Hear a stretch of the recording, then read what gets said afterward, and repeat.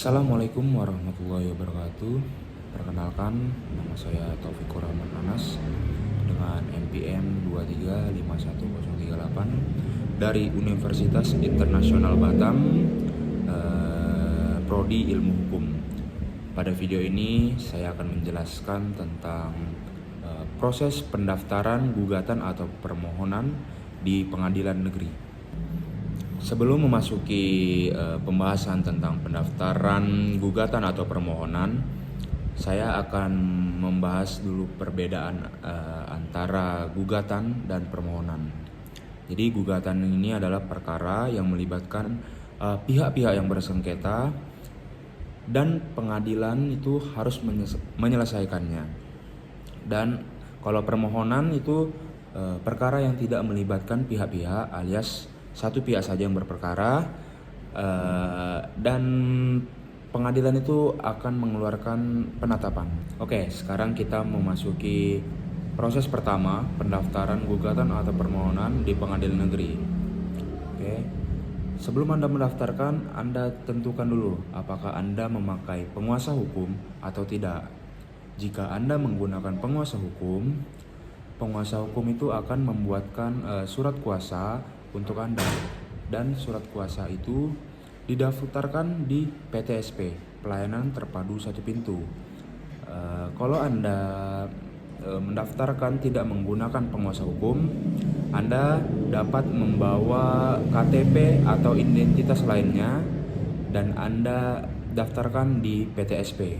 Setelah penguasa hukum tersebut mendaftarkan surat kuasanya di PTSP, maka pengadilan akan memproses surat kuasa tersebut. Setelah memproses, pengadilan akan mengeluarkan nomor perkara dan stempel dari pengadilan. Setelah mendapatkan stempel dari pengadilan dan nomor register, penguasa hukum akan membuat surat gugatan yang berisi pertama itu identitas para pihak ini. Identitas ini harus jelas, tegas, dan lengkap, termasuk nama lengkap, jenis kelamin, usia, agama, dan alamat atau tempat tinggal lainnya. Yang kedua itu fundamentum petendi.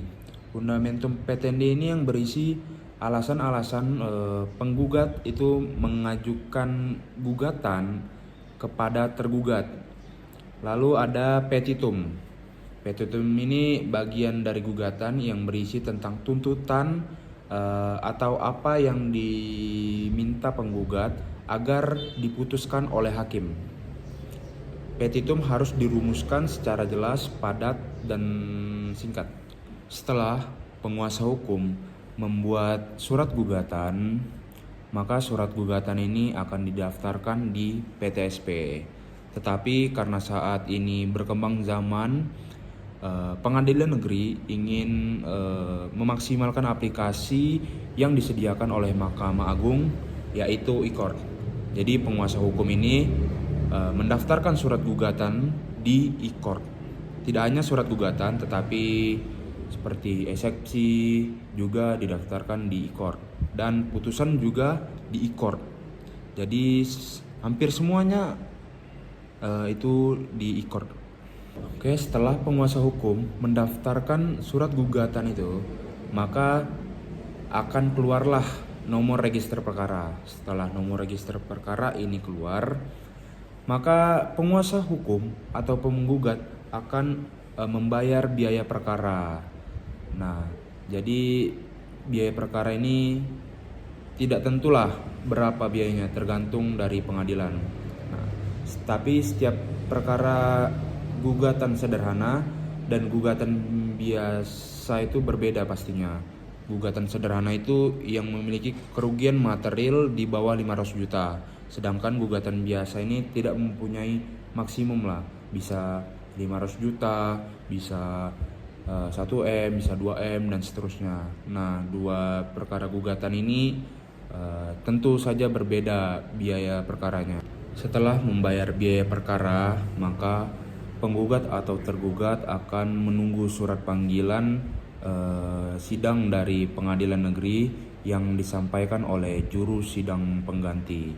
Nah, setelah itu penggugat dan tergugat dapat menghadiri sidang dengan jadwal yang telah ditentukan oleh pengadilan.